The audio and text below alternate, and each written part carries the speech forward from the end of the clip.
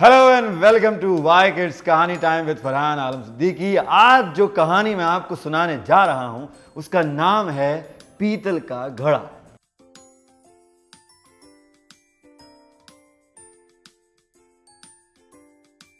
कहानी कुछ यूं है कि एक ज़माना था जिसमें गांव होता था, बादशाह होता था, बादशाह के वज़ीर होते थे और उनके ग़ुलाम होते थे। वो अपने ग़ुलामों को गांव में रखते थे और उनसे खेती बाड़ी कराते थे। तो एक दिन एक ग़ुलाम अपने खेत में हल चला रहा था। हल चलाते चलाते उसका हल ज़मीन में एक जगह फंस गया। उसने बड़ी कोशिश की, बहुत ज़ोर लगाया, धक्का दिया, लेकिन वो हल खिसका नहीं। तो वो बेलचा लेके आया और उसने बेलचे से ज़मीन को खोदना शुरू किया। कुछ देर बाद उसका बेलचा एक चीज़ से टकराया। जब उसका बेलचा उस चीज़ से टकराया तो वो बड़ा हैरान हुआ कि ज़मीन में ऐसा क्या है कि जिससे बेलचा टकरा रहा है। उसने और खोदा, ज़मीन को और खोदा तो उसका हल निकला। जब उसका हल निकल आया तो उसने ज़मीन को और खोदा। थोड़ा देर खोदने के बाद उसको ज़मीन में से एक बहुत बड़ा पीतल का घड़ा मिला। समझा कि शायद ज़मीन में और भी कुछ सोना होगा, हीरे जवाहरात होंगे जो इसके नीचे दबे हुए होंगे। तो उसने ज़मीन को काफ़ी देर तक और खोदना शुरू किया। कई घंटे गुजरने के बाद जब उसे कुछ नहीं मिला तो वो थक हार के उस पीतल के घड़े में अपने बेलचे को रख के जाके सो गया। सो के उठा और आके दोबारा खुदाई करने के लिए उसने अपने बेलचे पे हाथ लगाया तो उसने देखा कि उसका एक बेलचा 100 बेलचों में तब्दील हो गया था। बड़ा हैरान हुआ। उसने सोचा कि शायद ही किसी की शरारत है या कोई मुझे लालच दे रहा है। उसने सारे बेलचों को निकाला और उस पीतल के घड़े में एक आम डाल दी और फिर जाके बैठ गया। काफ़ी देर तक बैठा रहा, देखता रहा तो उसने देखा कि आहिस्ता आहिस्ता पीतल के घड़े में आम जमा होना शुरू हो गए और वो एक आम जो उसने डाला था उसके बदले में 100 और कई हज़ार आम आ गए। वो बड़ा खुश हुआ। उसने वो सारे आम निकाले और उन आमों को ले जाके बाज़ार में बेचा और वो पीतल का घड़ा लेके सीधा अपने घर पहुंच गया। घर पे उसने अपनी बीवी को बताया कि कैसे एक बेलचे के 100 बेलचे हुए, कैसे पीतल के घड़े में आम डालने पे 100 और कई हज़ार आम हो गए और कैसे उन आमों को बेच के उसके पास इतने पैसे आ गए।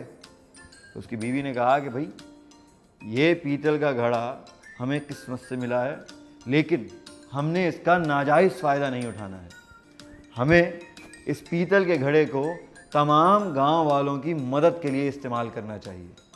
तो हम सब लोगों से कहेंगे कि वो अपनी ज़रूरत की चीज़ हमें ला के दें और हम इस पीतल के घड़े के ज़रिए उनकी ज़रूरत पूरी करेंगे। इस तरीके से सारे गांव वाले खुशी खुशी रहने लगेंगे।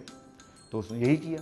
उसने अपने गांव में रहने वाले तमाम ग़ुलामों को, सबको बोला कि जिसको जिस चीज़ की ज़रूरत है मुझे वो ला के दे और मैं उसको उसके बदले में उससे दुगनी चीज़ दूँगा। वो किसी से कपड़े लेके आता तो वो कपड़े कई 100 कपड़े बन जाते। वो किसी से कुछ पैसे लेके आता तो वो पैसे कुछ और 1000 पैसों में तब्दील हो जाते और उससे सब खुशी खुशी रहने लगते। चावल के दाने कई सैकड़ों दानों में तब्दील हो जाते। कभी कुछ लाता, कभी कोई कुछ लेके आता। कोई खाने की चीज़ लेके आता तो वो खाने की चीज़ ज़्यादा हो जाती और सब मिल के खाते। कई साल तक गाँव वाले और तमाम ग़ुलाम उस पीतल के घड़े से फ़ायदा उठाते रहे और अपनी ज़रूरत की चीज़ें पूरी करते रहे। एक दिन एक ग़ुलाम ने ये बात जाके बादशाह के वज़ीर को बताई और उस वज़ीर ने आके गांव में उस किसान के घर में झांका तो उसने उस पीतल के घड़े को देखा जिसके ज़रिए वो किसान 1 से 100 और 100 से 1000 चीज़ें बना रहा था। उस वज़ीर ने जाके बादशाह को बताया। बादशाह बहुत ही गुस्से का तेज़ और बहुत ही बुरा इंसान था। उसने अपने वज़ीर को बाकी फ़ौजियों के साथ भेजा और बोला कि इस पीतल के घड़े को मेरे पास फ़ौरन लेके आओ ताकि मैं इस पीतल के घड़े के ज़रिए अपनी फ़ौज को बढ़ा सकूं और पूरी दुनिया पे कब्ज़ा कर सकूं और इंसानों के साथ बदतमीज़ी और बदसलूकी से पेश आ सकूं। वज़ीर सारे गए, फ़ौजी गए और जाके तमाम गांव वाले के घरों को देखा और जिसके घर में पीतल का घड़ा रखा था वहाँ से पीतल का घड़ा निकाला और पीतल का घड़ा निकाल के सीधा बादशाह के पास ले आए। बादशाह बहुत खुश हुआ। बादशाह ने जैसे ही उस घड़े में झांकने के देखने की कोशिश की और थोड़ा सा आगे बढ़ा तो वो फिसला और सीधा घड़े के अंदर जा गिरा और बेहोश हो गया।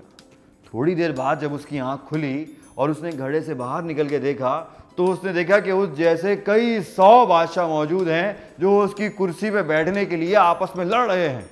वो ये देख के बड़ा परेशान हुआ और उसने ये सोचा कि अगर ये मेरे पास आकर उन्होंने मुझे मार दिया तो मैं इस घड़े का क्या करूँगा, मैं तो अपनी फौज भी नहीं बढ़ा सकता। तो वो काफ़ी देर तक घड़े में बैठा रहा। जितनी देर वो घड़े में बैठा रहा उतने ही बादशाह बढ़ते रहे। वो 100 से 1000 हुए, 1000 से लाखों में तब्दील हो गए और ऐसे ही उस बादशाह की कुर्सी के लिए झगड़ा चलता रहा।